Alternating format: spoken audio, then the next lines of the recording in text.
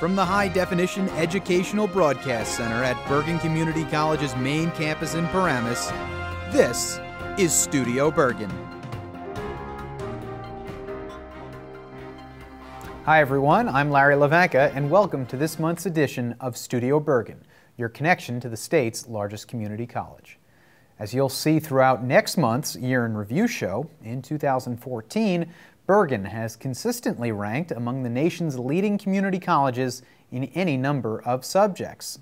Last month, Bergen once again asserted itself as a leader among community colleges when President B.K. Walter signed the President's Commitment to Food and Nutrition Security Pledge initiated by Auburn University, making Bergen the only two-year institution to do so. President Walter joined officials from 55 universities such as Cornell, Michigan State, and Tufts at a December 9th event at the United Nations. The pledge creates a blueprint defining higher education's role in combating hunger. Bergen also ranks as a charter member of PUSH, the only community college among the 29 flagship participants from 5 continents. Taking a lead on combating hunger in the community college sector remains a priority for Bergen officials. Earlier this year, the college and the Bergen County nonprofit, the Center for Food Action, opened the Exchange Food Pantry at the Paramus campus. To date, more than 24 students have visited for assistance. To discuss this issue and why combating hunger remains so important, today in our Student Success Spotlight, Kiana Main, a high-achieving student that has visited the pantry, joins us to share her story.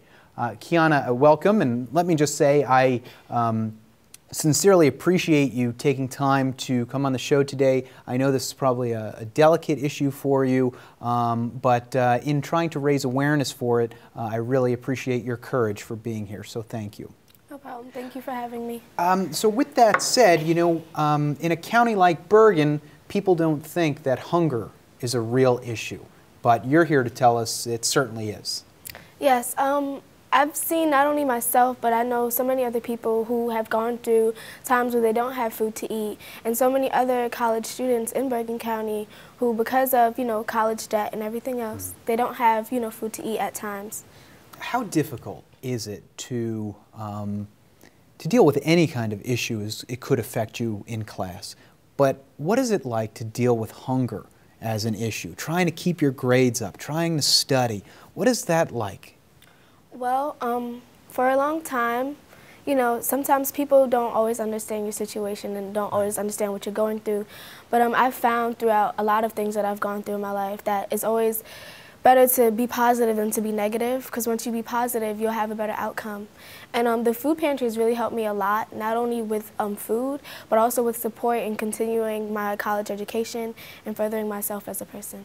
How much of a difference does that make, having a support system, having somebody there to help you out, whether it's the college, whether it's a professor, whether it's a resource? Does that make the world of difference, or can it make the world of difference for a student? I mean, for me it does, because it's always better to have someone supporting you than having you to constantly support yourself. Because sometimes when times get hard, it's really hard to keep that positive mindset and to push yourself a lot of times. So for me, it's always better to have someone like Aretha McMillan and Dr. Ursula Daniels to constantly be there to push you as well. Because not only am I a student at Bergen, but I also am a summer intensive student. And the support system is so great and so awesome, and they always encourage you every day, like, you can do this, you're gonna pass your test, just keep positive. And so it makes a lot of difference instead of always having just negative energy, constantly, bringing yourself down, and you have that support system with people who will constantly just uplift you. So it makes a huge difference. Why, obviously, put yourself in the spotlight here, as a student that has battled hunger issues, why do that? Why broadcast it? Why do you feel that's important?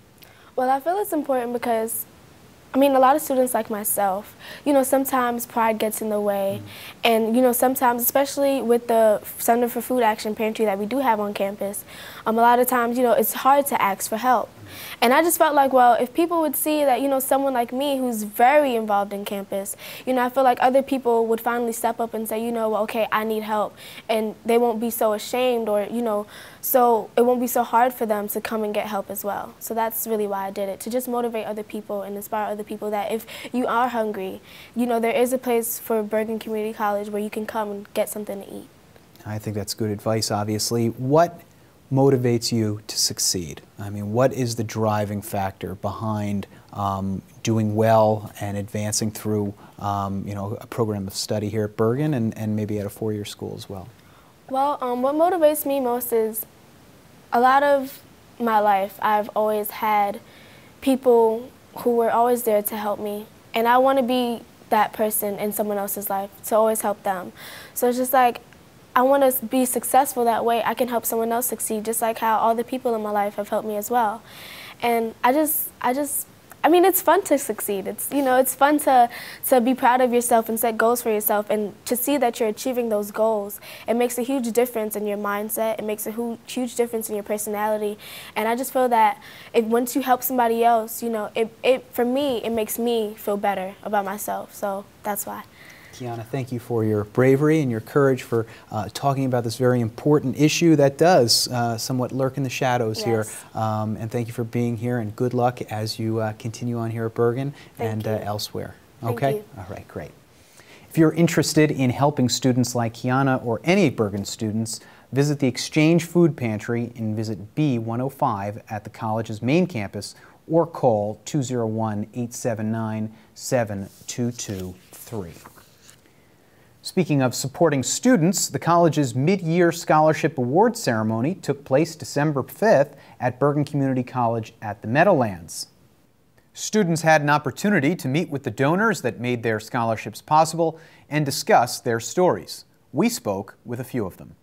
I didn't really think about applying because I was like, too much competition, there are definitely too many applicants, I don't have the credentials. But then once I became involved in Phi Theta Kappa, I was really pushed to apply for a scholarship. And when I got a letter in the mail, I was really surprised and very happy that I had some money to pay for next semester. When you're living in a small town and you go to this community college, and it's like the only opportunity you have because four-year schools are very expensive. So to get this scholarship and for it to pay for my tuition, or at least a majority of it, it's the world, because that's money that's not coming out of my pocket, or I have to get on loans. So it's just a really special occasion for me. All told, the Bergen Community College Foundation distributed more than $134,000 to 103 students at the event. The annual Scholarship Awards ceremony at main campus will take place in the spring.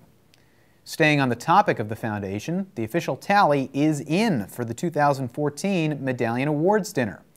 Donors generously contributed more than $120,000 towards student scholarships. In other news last month, students took time out of their end-of-semester work and studying for finals to give back. First-year nursing student Courtney Dock joined with her peers to promote awareness about organ donation, an often misunderstood topic. The biggest thing is one person can help save 8 people with their internal organs, their eyes, their corneas. There's so many parts of the body that can be donated, and a lot of people aren't aware that those options are available. The college will host Organ Donation Awareness Day in the spring. Bergen students and staff also gave back last month as part of the nationwide Giving Tuesday initiative, December 2nd. Volunteer knitters organized by the Division of Continuing Education and the Bergen County Technical Schools gave the homeless the gift of warmth, approximately 50 scarves, blankets, and hats. The winter essentials, crocheted by 30 students and community members at an October knit-in sponsored by Bergen Makerspace, a collaborative effort of the college and BCTS, will benefit the homeless living at the Bergen County Housing, Health, and Human Services Center. Students also brought the gift of warmth with President Walter and Vice President of Academic Affairs, Dr. Bill Mullaney, to the John Theurer Cancer Center at Hackensack University Medical Center when they delivered handmade winter garments December 12th. Meanwhile, students in the horticulture program contributed to the spirit of the season by decorating the Ender Hall greenhouse with a cornucopia of winter flora. The final week of the 2014 fall semester also featured the college's annual holiday open house hosted by President Walter and the executive team. Refreshments prepared by the college's hotel, restaurant, hospitality students, music, and good tidings were on the menu. An open house of a different kind took place December 3rd at main campus, this one for prospective students and their parents. Director of Admissions and International Programs Kate Plessing-Brunetto said open houses provide opportunities for prospective students that other experiences just can't offer. When a student comes here and they get to speak to a faculty member, they get so much more information than they would get, for instance, on the website. They talk to a faculty member, they find out, how long is it really going to take me to finish this program? How much money am I going to make when I get out of college? Can I transfer when I'm finished with my 2-year degree? So once they have that face-to-face communication with a faculty member, I think they have a better understanding about what the program is really about. In Faculty Focus this month, we spoke with history professor Sarah Schertz, who discussed her discipline as more than a hobby. History seems to be everybody's favorite pastime.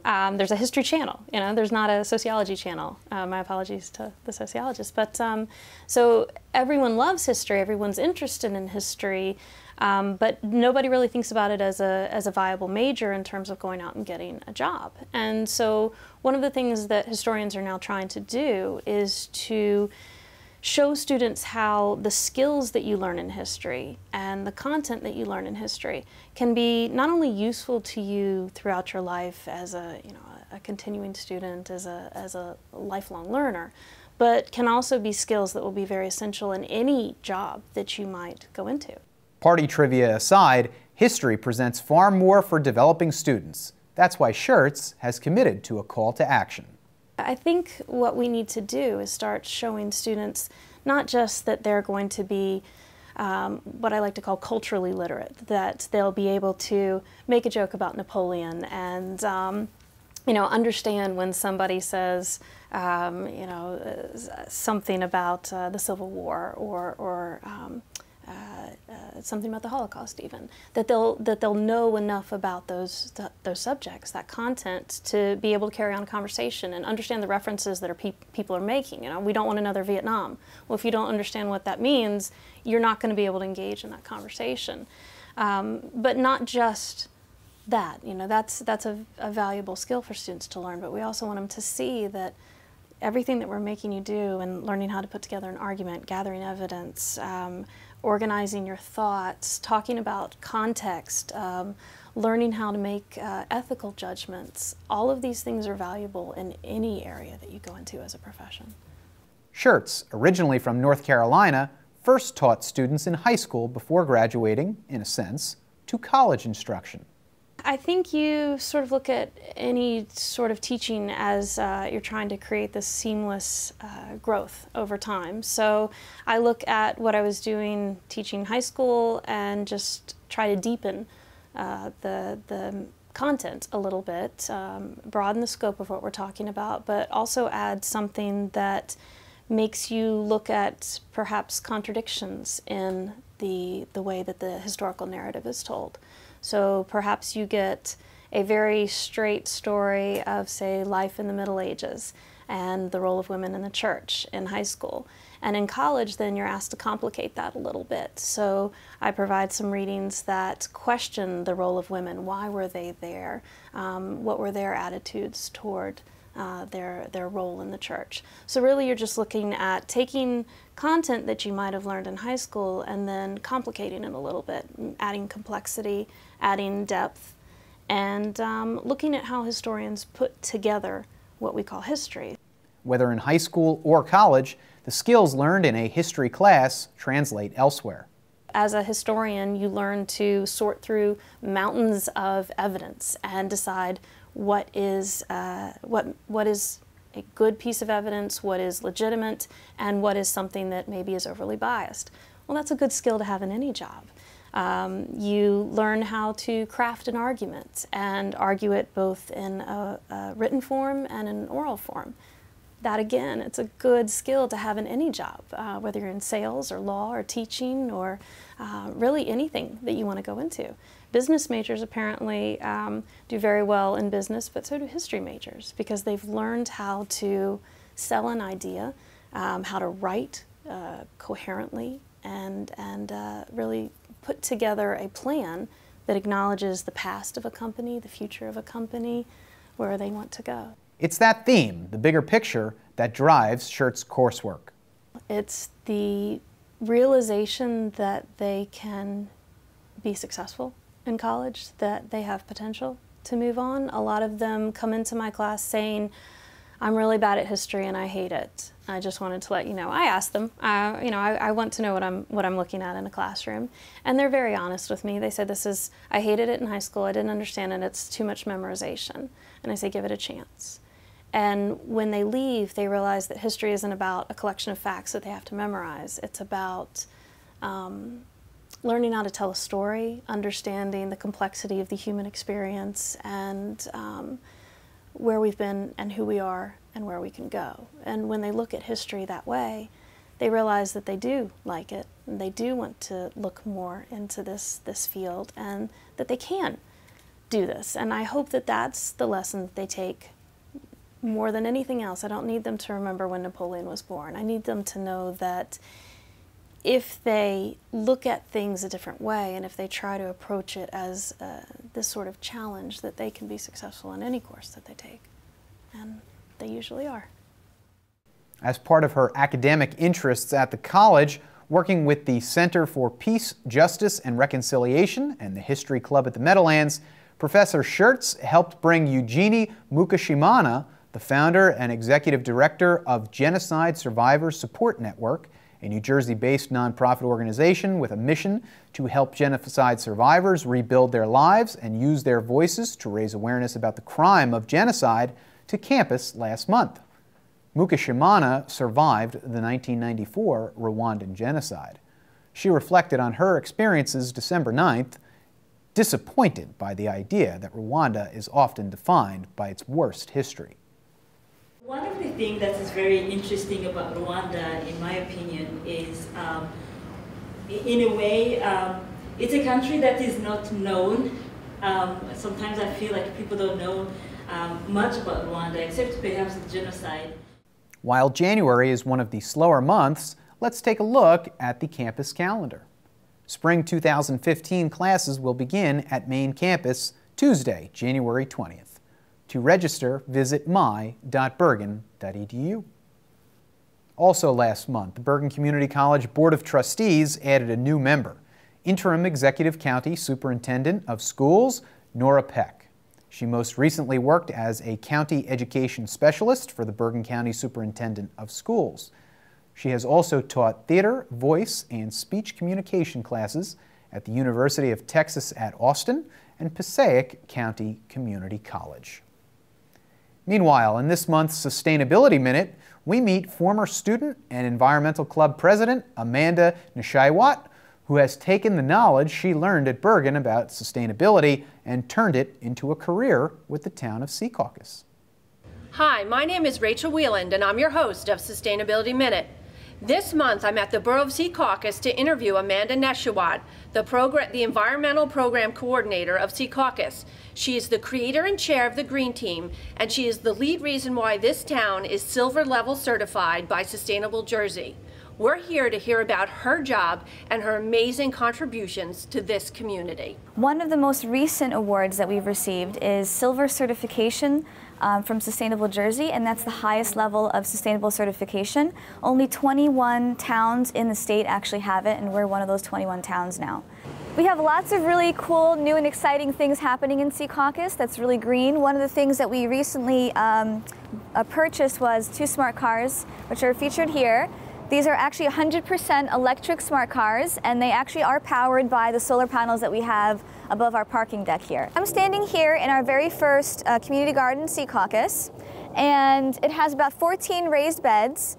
And this is actually run by the Environmental Club at the middle school, high school, and our Senior Citizens Gardening Club. So it's really cool to have intergenerational support helping one another. We have about 5 other community gardens in town. We have a large one on the other side of town that's about 54 beds, and we have additional ones coming soon. I think that a lot of communities now are getting into this self-sustaining lifestyle, creating community gardens, and it's something that they really liked for me to bring in town. I think that a lot of communities all around the state are looking to have more young people working for them doing this kind of work. Not only does my job really get people involved in the community, but it also saves us millions and millions of dollars. So I think that young people nowadays should be creating their own jobs, should be being their own bosses, creating their own markets and economy, because it's what we really do and truly need. Last month, we spoke with STEM Student Union President Jorge Rodan in our Student Success Spotlight. During that conversation, he discussed some of the amazing things Bergen STEM students have been working on for the past few years. This month, we took a look at some of those projects and spoke with the students working on them, like Carlos Sierra. You really got to put the time in, dedicate yourself. That's really as much effort you put in, you get back as a reward. So if you manage it, you'll come out a smarter and more knowledgeable person in the future. The Stryker Manufacturing Laboratory at the college's main campus features a treasure trove of opportunities for STEM-minded students like Nicholas Moore. If you're interested in science, technology, engineering, mathematics in general at all, this is the place to be because, like I said, not only is the community really nice and really awesome people, but they have similar interests, obviously. And I think it's really important to kind of see different perspectives. You learn more than just, by the book. One of my reasons for joining personally was because I learn much quicker seeing the applications of the things I'm learning. This all began when Bergen secured a $3.8 million federal grant in 2011 to fund the Graduation Pathways to Success project, a 5-year initiative that will prepare science, technology, engineering, and mathematics students for graduation, transfer to 4-year schools, and entry to professional fields. Recently, students have worked on projects such as a biodiesel generator, wind turbines, and even unmanned aerial vehicles. You know them as drones. The drone project has included aerial mapping of the college's main campus, which currently features the construction of the Health Professions Integrated Teaching Center. STEM students work on projects on their own time. Why? Because they love it. And make no mistake, even though these fields typically have a boys' club mantra, it's not that way at Bergen. I have to do math problems, I have to study physics, I have to study chemistry in order to feel that I'm doing something to feel alive. And this is what makes me feel alive, when I build something, when I learn something, and when I can teach it to somebody else. Data backs up Bergen's dedication to STEM. 63% of STEM graduates with a bachelor's degree earn a higher salary than individuals holding a master's degree in non-science majors, according to Georgetown University. The same study found nearly half of bachelor's degree holders in STEM fields out-earn those with a PhD in other fields. The National Science Foundation reports that for the U.S. to retain its leadership role, 4-year schools need to graduate at least 25% of students with degrees in STEM.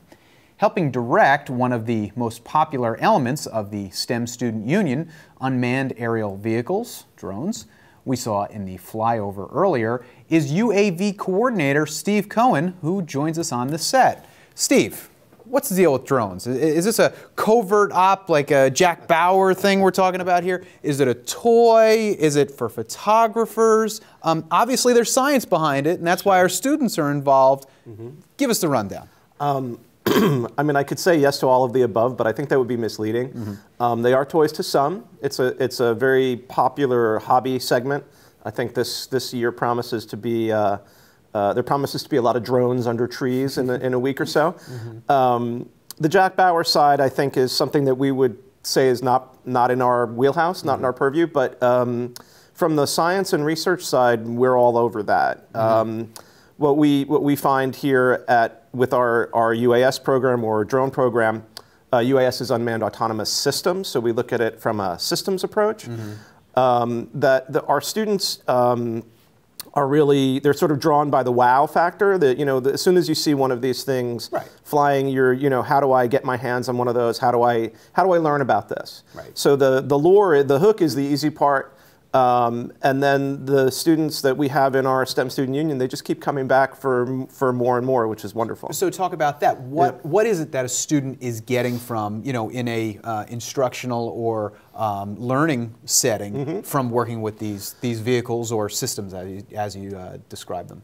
Well, right now, it is not it's not a course. This is a club, right? The STEM Student Union. It is our goal here at BCC to create curriculum based on UAS. It's a market segment that we see tremendous growth in the next couple of decades. Within, say, 10, 20 years, this is going to be a $100 billion industry. I mean, I'd like to think that this kind of makes us a leader, or setting at least the groundwork for something that is going to be a pretty big segment of the science community, right? Absolutely. I mean, what I feel is that we are approaching a very large digital divide, another one. And certain rote tasks, simple jobs, smacking the hubcap on a car as it goes down the assembly line is already done by robotics. More and more of these autonomous systems are going to be used in everyday businesses, from roofing inspections to landscaping to agriculture, HVAC applications, bridge, power lines, all this kinds of stuff. And we feel that it's important for our students to be on the right side of that technology so that they can have long-lasting and fruitful careers in these applied fields. Talk about the mapping project that the Sure. students are working on. The mapping project is really exciting. It's we're using a small quadcopter that the students have built themselves. Quadcopter meaning four rotors. Rotors. Correct. And the quadcopter itself is it's an open source software project. So students get to collaborate with developers and code writers from all over the world if they choose to. But what we're doing is we're taking out small chunks of the campus and overflying with a drone that has a GPS waypoint navigation system. And by blocking out the path that we'd like it to take, the UAV can assess the most optimal path of flight with the information of the camera lens length and our altitude. Based on battery life and such. But what we're basically doing is capturing orthogonal data, single lens that creates stereo vision by overlap. And then we're able to take that data and drape it over geographic information to make a 3D map. I mean, how is this preparing a student for the next step? I mean, you talked about it before, getting on the right side. Obviously, in our mind, this is setting students up to not only transfer, but to get jobs in this field. Oh, no doubt. I mean, something that we're very conscious of is that Bergen Community College is located in one of the most densely populated regions in the country, but also surrounded by huge industry presence, especially in aviation. And marrying that to our already existing aviation program, it's a natural for us to be a leader in the region. But what the students are really getting is not only are they getting the technical information, they're really getting a hands-on experience. What we see is from students that enter on the first day, maybe they've never soldered before, they're not quite handy with a power tool or a hand tool. Within a couple of weeks, they're showing other students how to do it. And so it really becomes a collaborative team effort. We really want to develop mentor roles so that I step back and I say, here's our mission for the day, the week, the month, the quarter, semester, and let's figure out how we can all make this work. So what the students are learning, not only in a constructivist way about how to use the technologies, they're also learning how to work together. Right. And that's, hey, paramount, right? This is Exactly. college after all. Yep. Thanks a lot, Steve. Fascinating stuff. Thanks for working with our students and preparing them for the next step in a very high technology field. My pleasure. Happy to be here. For Bergen Community College, I'm Larry Levanka. Happy New Year. We'll be back next month with our popular Year in Review show. Thanks, and take care.